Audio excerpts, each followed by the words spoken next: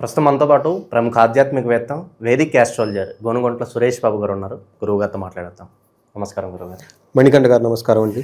గురుగారు, విశేషంగా మనం సంవత్సరం చివరిలోకి వచ్చేసాం. డిసెంబర్ మాసంలో గడువుపెట్టాం. మిథున రాశి వారి పరిస్థితి ఏ విధంగా ఉండబోతుంది, ఎలాంటి పరిణామాలు ఈ నెల ప్రత్యేకంగా వీళ్ళకి ఎదురవుతాయి అంటారు?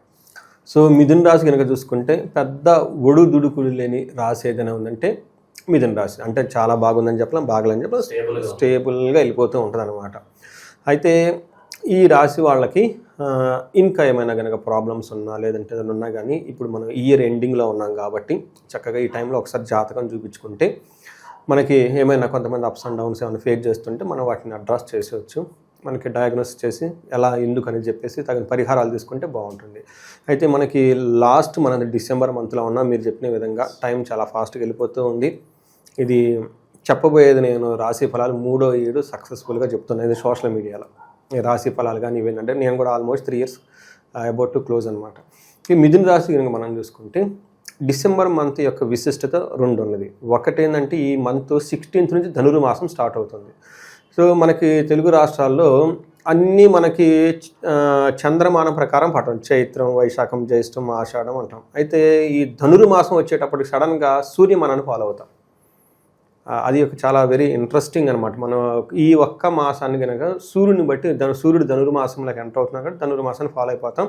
అది మనకి బిగినింగ్లో మనం ఏమనుకుంటాం అంటే ఇంకా మనకి సంక్రాంతికి సంబంధించిన ఉత్సవాలు ఇవన్నీ స్టార్ట్ అయిపోతాయి అనమాట. చక్కగా ముగ్గులు వేసుకోవటం, కళ్ళాపు జల్లుకోవటం, ఓకే, వీధులు అంతా మనం శోభాయమానంగా దివ్యంగా పెట్టుకుంటాం. తులసి పూజలు, విష్ణు పూజలు ఇవన్నీ చేస్తూ ఉంటారు. గుళ్ళల్లో మనకు వచ్చేటప్పుడు గోత్రనామాలన్నీ చదువుతూ ఉంటారు హోల్ మంత్ అంతా. మనకి ఆల్మోస్ట్ మనకి శ్రావణ మాసం తర్వాత కార్తీక మాసం అలా చేస్తాం, ధనుర్మాసం కూడా అలా చేస్తాం.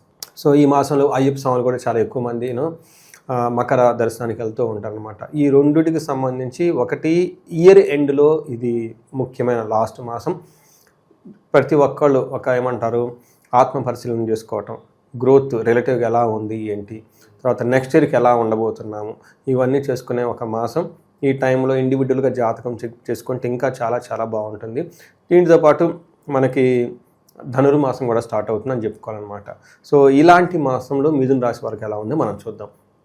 మిథున రాశిలో ఉన్న నక్షత్రాలు చూస్తే మృగశిర 2, 3, 4 పాదాలు, ఆరుద్ర 1, 2, 3, 4 పాదాలు, పునర్వసు 1, 2, 3 పాదాలు అంతా ఇందులో ఉంటారు.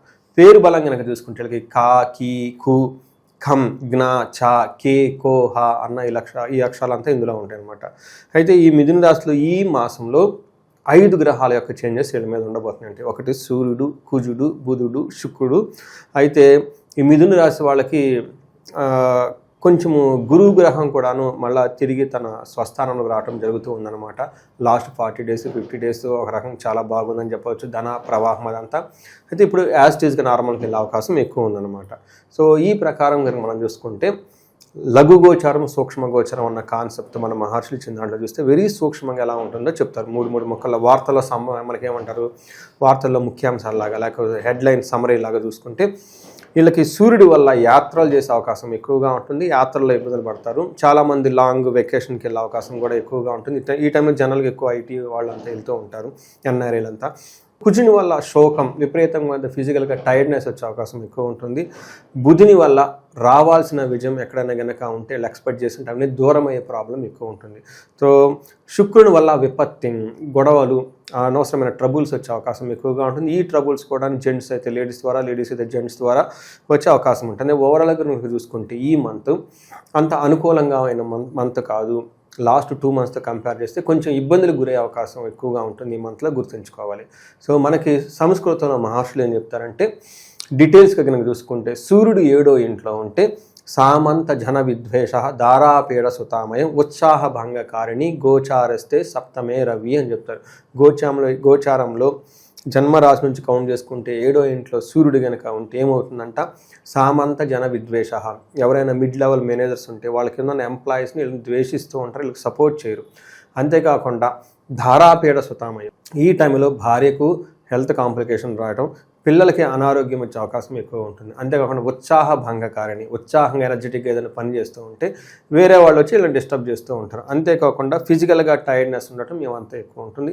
పర్టికులర్ యాత్రలు చేసేటప్పుడు బాడీ ఓవర్ హీట్ అయిపోయే అవకాశం ఎక్కువగా ఉంటుంది. ఎక్కువగా డ్రింక్ తీసుకోవటం, ఫుడ్ టయానికి చేయటం, ట్రావెల్ ప్లాన్ కూడా చక్కగా చేసుకుంటే చాలా బాగుంటుంది. ఎందుకంటే జనరల్గా ఈ మనకి సాఫ్ట్వేర్లు చేసే వాళ్ళంతా కానివ్వండి, ఎన్ఆర్ఎల్ వాళ్ళకి వెకేషన్ టైం ఉంటుంది 15 days, సర్వర్ డౌన్ టైం అంటారు అనమాట. ఈ టైంలో యాక్టివ్గా ఉండదు అనమాట పెద్ద పెద్ద కంపెనీ వాళ్ళంతా. ఈ టైంలో వాళ్ళు వెకేషన్కి ఎక్కి యూటిలైజ్ చేసుకుంటారు. అంతేకాకుండా పెయిడ్ లీవ్స్, లీవ్ బ్యాలెన్స్ ఇవన్నీ చాలా ఉంటాయి అనమాట. కొంతమందికి హెచ్ఆర్ వాళ్ళే ఫోన్లు చేసి ఏ డేట్స్లో మీకు లీవ్ కావాలని వాళ్ళు అడుగుతుంటారు హెచ్ఆర్ వాళ్ళు అనమాట. సో ఇలాంటి టైంలో వీళ్ళకి వెకేషన్స్కి వెళ్తుంటారు కాబట్టి జాగ్రత్తగా ఉండాలి. అయితే కుజుడు 7వ స్థానంలో ఉండటంతో ఇది కూడాను కొంచెం ఇబ్బంది పెట్టే పరిస్థితి అని మనం చెప్పుకోవచ్చు. ఈ టైంలో అన్న వస్త్రాది రాహిత్యం, సదా క్లేశ జీవనం, ఓకే, స్వబంధుభి కువార్త పుత్ర భాతృణం క్రోధ సప్తమకి కుజ అని చెప్పండి. 7వ ఇంట్లో కుజుడు ఉంటే ఏమవుతుందంటే వస్త్రాలకి, తర్వాత బంధువులతో గొడవలయ్యే అవకాశం ఎక్కువగా ఉంటుంది. ఇబ్బంది కలిగించే మాటలు వింటూ ఉంటారు. వీళ్ళని క్రిటిసైజ్ చేసే అవకాశం ఎక్కువగా ఉంటుంది. సోదరులతోటి తర్వాత వివాదాల కోపం తెచ్చుకుంటే అవకాశం ఎక్కువ ఉంటుంది. అగైన్ ఇక్కడ కూడా ఏమవుతుందంటే వీళ్ళు యాత్రలు కనుక చేస్తే వీళ్ళ ఇంట్లో బంగారు వస్తువులు, ఫైనాన్స్ రిలేటెడ్ వస్తువులు వీళ్ళు కోల్పోయే అవకాశం ఎక్కువగా ఉంటుంది. చాలా కేర్ఫుల్గా ఉండండి. జ్యువెలరీ కానివ్వండి, తర్వాత కాస్ట్లీ గిఫ్ట్లు కానీ ఎప్పుడన్నా బయటికి తీసుకెళ్ళినా, లేదంటే ఇంట్లో పెట్టుకున్నా 1-2 సార్లు లాక్లు వేసుకుని వెళ్ళడం చాలా చాలా ఇంపార్టెంట్. లేదంటే సేఫ్ లాకర్లో కానీ ఎక్కడన్నా పెట్టుకోవడం చాలా అవకాశం. ఈ టైంలో ధనాన్ని కోల్పోయే అవకాశం ఎక్కువ ఉంటుంది. అయితే ప్రొఫెషనల్ మ్యాటర్స్లో చాలా బాగుంటుంది. గురుగారు, ఈ రాశిలో ఏ నక్షత్రాలు ఉంటాయి? ఈ నెల ప్రత్యేకంగా వాళ్ళకి ఎలా ఉండబోతుంది? నక్షత్రాలు మృగశిర, ఆరుద్ర, పునర్వసు నక్షత్రాలు ఉంటాయి. ఇందులో పునర్వసు నక్షత్రం చూసుకుంటే వీళ్ళకి పాజిటివ్ సైడ్లో ప్రమోషన్స్ వచ్చే అవకాశం ఎక్కువ ఉందండి. నెగిటివ్ సైడ్లో హెల్త్ కాంప్లికేషన్స్, ధనహీనత, దరిద్రము, అంటే టోటల్గా ఫైనాన్షియల్గా స్ట్రగుల్ అయ్యే అవకాశం ఎక్కువగా ఉంటుంది. ఆరుద్ర నక్షత్రం వీళ్ళకి రాజ్యలాభం ఉంటుంది, ధనప్రాప్తి ఉంటుంది, ఆరోగ్యం కూడా బాగుంటారు. బట్ ప్రాబ్లం ఏంటంటే అగైన్ ధనప్రాప్తి ఉంది, ధన నష్టం ఉంది, దరిద్రం ఉంది, బంధించబడినట్లుండే పరిస్థితి కూడా ఉంటుంది. అంటే ఎక్కడో ఒక చోట వీళ్ళు ఇబ్బందికి గురి అవుతూ ఉంటారన్నమాట.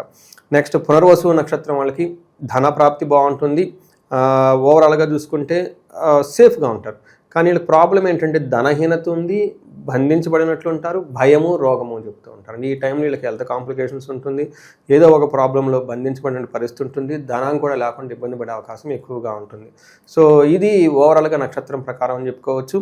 అయితే ఈ నక్షత్రం ప్రకారం కనుక చూసుకుంటే మృగశిర నక్షత్రం వాళ్ళకి సుఖనాశనం, అంటే కొంచెం హెల్త్ కాంప్లికేషన్స్ ఎక్కువ ఉండటం అయితేనేమి, ట్రావెల్ చేయటం లేదని అంత లగ్జరీ కంఫర్టబుల్గా ఈ నక్షత్రం వాళ్ళు ఎక్కువ ఉండరు. శని యొక్క దృష్టి లేకుంటే శనికి ఏమంటారు లత్త ఉండటంతో ఈ నక్షత్రం వాళ్ళకి కొంచెం ప్రతిదీ నిదానంగా స్లోగా మూవ్ అవుతూ ఉంటుంది, కంఫర్టబుల్గా ఉండదండి. సో ఇవి తప్ప మిగతా పర్టికులర్గా అయితే పెద్ద ప్రాబ్లం అయితే ఏమీ లేదని మనం చెప్పుకోవచ్చు. 6వ ఇంట్లో అగైన్ శుక్రుడు ఉండటం మిక్స్డ్ రిజల్ట్ అని చెప్పుకోవచ్చు. శుక్రుడు ఉండటం ఏం చెప్తారు? విరోధ శత్రు పీడాంచ జ్ఞాతీనాంచ విరోధ ఆయాసో ధారాపుత్రై ద్వేష భృగునందనే అని చెప్తారు. భృగునందనే షష్ఠే భృగునందనే అంటే 6వ ఇంట్లో కనుక శుక్రుడు ఉంటే ఏమవుతుందంట విరోధం కలుగుతుందంట, శత్రువులకి పీడ ఎక్కువ వస్తుంది. జ్ఞాతీనాంశ విరోధం అంటే భార్యతో కూడా, కుటుంబ బంధువులతో కూడా గొడవలు అవుతుంటాయంట. ఆయాసో ధారాపీడ సుతామయం అంటే ఎలా ఉంటుంది? చాలా టైర్డ్గా ఉంటుంది. ధార అంటే భార్యకి హెల్త్ కాంప్లికేషన్స్ ఉండొచ్చు, లేదంటే పుత్రులు వీళ్ళని ద్వేషించే అవకాశం ఎక్కువగా ఉంటుంది. తర్వాత రుణ బాధలు కూడా ఇవన్నీ ఎక్కువగా ఉంటుంది. అవమానము, వృధా ప్రయాణాలు జరుగుతూ ఉంటాయి అన్నమాట. అయితే లవ్, రొమాన్స్, ఇలా ప్రేమలు వీటికి సంబంధించిన వ్యవహారాలు ఈ రాశి వాళ్ళు చాలా అనుకూలంగా ఉంటుంది ఈ మంత్. అది ఒక బెస్ట్ పాజిటివ్ న్యూస్ అని మనం చెప్పుకోవచ్చు. ఇంకా విశేషంగా మంచి మంచి ఫలితాలు వీళ్ళ సొంతం కావాలంటే ఎటువంటి పరిహారాలు, దైవారాధన చేస్తే బాగుంటుంది? సో వీళ్ళు ఎక్కువగా ఈ రాశి వాళ్ళు ధనహీనత, ధనానికి ఇబ్బంది పడుతూ ఉంటున్నారండి. వీళ్ళు కుబేర పాశుపత అభిషేకం చేయించుకుంటే చాలా బాగా కలిసి వస్తుంది. వీటితో పాటు కొన్ని విశేష హోమాలు ఉంటాయండి. భార్యాభర్తల మధ్య గొడవ అయితే మనకి విశ్వావసు గంధర్వరాజ హోమము, లేదంటే హెల్త్ కాంప్లికేషన్స్ ఉంటే అమృత మృత్యుంజయ ఆయుష్ హోమం అని ఉంటుంది. ఓకే, అమృత మృత్యుంజయ ఆయుష్ హోమం చేయించుకోవటం. ఎవరైనా కనుక బిజినెస్ పీపుల్ ఇలా ఏమైనా ఉంటే స్వర్ణలక్ష్మి విశేష హోమము. సో ఇంకా ఇండివిజువల్గా వాళ్ళు కనుక కెరీర్లో బాగలేకపోతున్నాయి, కెరీర్లో ఇబ్బంది పడుతున్నాయి, మీకు మన్యుపాశుపత అభిషేకము. ప్లస్ వాళ్ళు ఇండివిజువల్ జాతకం చూపించుకొని ఏ దశ భుక్తి నడుస్తుంది, అవి అనుకూలంగా ఉన్నాయా, ప్రతికూలంగా ఉన్నాయా. అనుకూలంగా అంటే వెళ్ళండి కూడా, అనుకూలంగా ఉంటే అసలు కాల్ చేయరు.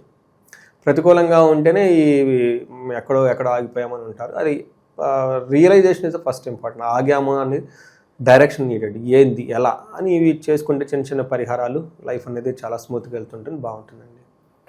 ఓవరాల్గా మిథున రాశి వారి పరిస్థితి ఈ నెల మొత్తం కూడా ఏ విధంగా ఉండబోతుంది, ఎలాంటి జాగ్రత్తలు తీసుకోవాలి, మీ స్టైల్లో చాలా బాగా వివరించారు. ధన్యవాదాలు. ధన్యవాదాలు.